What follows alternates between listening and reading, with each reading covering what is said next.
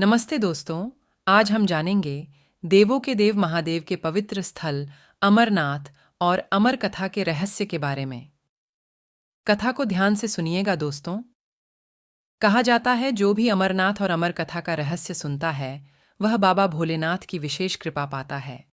और हाँ दोस्तों, अगर मेरी ये प्रस्तुति अच्छी लगे तो वीडियो को लाइक, शेयर, कमेंट करना ना भूलें। और अगर आप चैनल पर नए हैं तो चैनल को सब्सक्राइब करना ना भूलें। आइए सुनते हैं देवों के देव महादेव की अमरनाथ की अमर कथा का रहस्य। पुराणों में संस्मरण है कि एक बार मां पार्वती ने बड़ी उत्सुकता के साथ देवाधिदेव महादेव से यह प्रश्न किया कि ऐसा क्यों होता है कि आप अजर अमर हैं और मुझे हर जन्म के बाद नए स्वरूप में आकर फिर से वर्षों की कठोर तपस्या के बाद आपको प्राप्त करना होता है। जब मुझे आपको ही प्राप्त करना है तो फिर मेरी यह तपस्या क्यों, मेरी इतनी कठोर परीक्षा क्यों, और आपके कंठ में पड़ी यह परमुंड माला क्यों है? भगवान शंकर ने बताया, पार्वती, जितनी बार तुम्हारा जन्म हुआ है उतने ही मुंड मैंने धारण किए हैं। पार्वती बोली, मेरा शरीर नाशवान है, मृत्यु को प्राप्त होता है, परंतु आप अमर हैं, इसका कारण बताने का कष्ट करें। मैं भी अजर अमर होना चाहती हूँ। भगवान शंकर ने कहा, यह सब अमर कथा के कारण है। यह सुनकर पार्वती जी ने शिवजी से कथा सुनाने का आग्रह किया। बहुत वर्षों तक भगवान शंकर ने इसे टालने का प्रयास किया, लेकिन जब पार्वती की जिज्ञासा बढ़ गई तब उन्हें लगा कि अब कथा सुना देना चाहिए।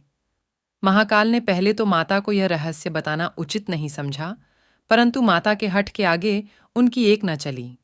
तब महादेव शिव को मां पार्वती को अपनी साधना की अमर कथा, जिसे हम अमृतत्व की कथा के रूप में जानते हैं, इसी परम पावन अमरनाथ की गुफा में सुनाई। भगवान शंकर ने मां पार्वती से एकांत व गुप्त स्थान पर अमर कथा सुनने को कहा, जिससे कि अमर कथा को कोई भी जीव, व्यक्ति और यहाँ तक कोई पशु पक्षी न सुन लें, क्योंकि कहा जाता है जो कोई भी इस अमर कथा को सुन लेता वह अमर हो जाता।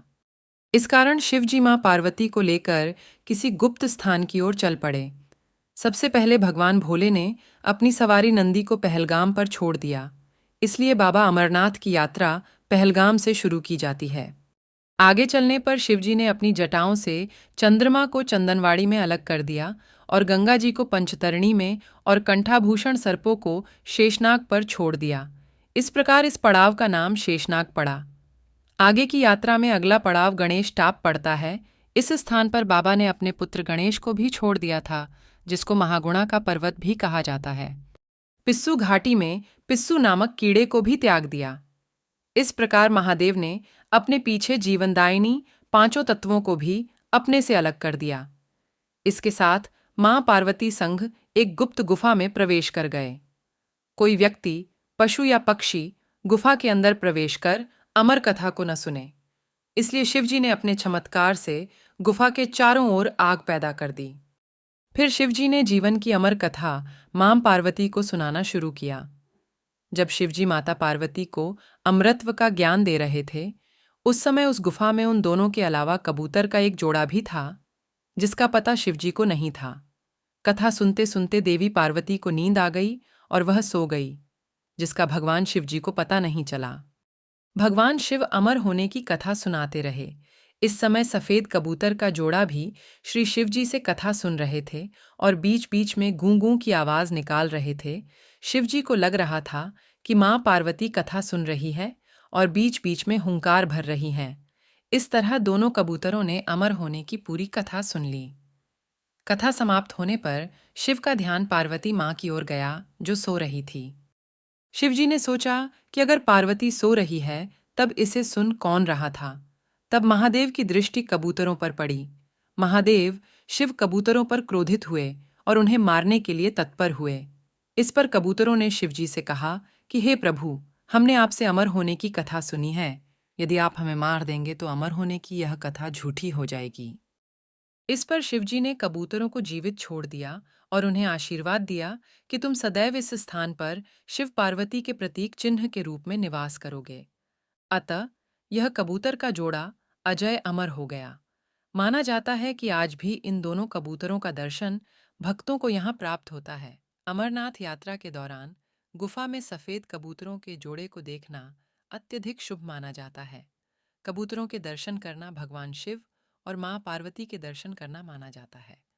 इस तरह से यह गुफा अमर कथा की साक्षी हो गई व इसका नाम अमरनाथ गुफा पड़ा, जहां गुफा के अंदर भगवान शंकर बर्फ के निर्मित शिवलिंग के रूप में विराजमान है।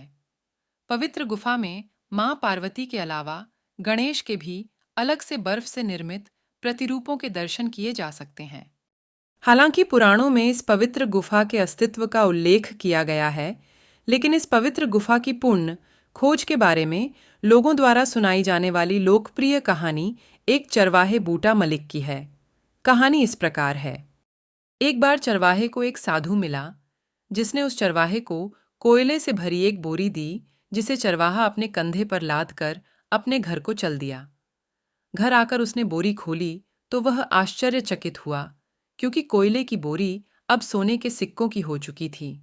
इसके बाद वह चरवाहा साधु से मिलने व धन्यवाद देने के लिए उसी स्थान पर गया जहां पर साधु से मिला था, परंतु वहां उसे साधु नहीं मिला, बल्कि उसे ठीक उसी जगह एक गुफा दिखाई दी। चरवाहा जैसे ही उस गुफा के अंदर गया तो उसने वहां पर देखा कि भगवान भोले शंकर बर्फ के बने शिवलिंग के आकार में स्थापित थे। उसने वापस आकर सबको यह कहानी बताई और इस तरह भोले बाबा की पवित्र अमरनाथ गुफा की खोज हुई। उन्होंने ग्रामीणों को इस खोज की घोषणा की। इसके बाद यह तीर्थ यात्रा का पवित्र स्थान बन गया। अमरनाथ बोर्ड बनने से पहले बूटा मलिक के वंशज ही अमरनाथ की यात्रा कराते थे। धीरे धीरे करते दूर दूर से भी लोग पवित्र गुफा एवं बाबा के दर्शन के लिए पहुंचने लगे, जो आज एक प्रतिवर्ष यात्रा के रूप में जारी है। उम्मीद है दोस्तों, आपको यह जानकारी अच्छी लगी होगी। धन्यवाद। बोलो ओम नमः शिवाय।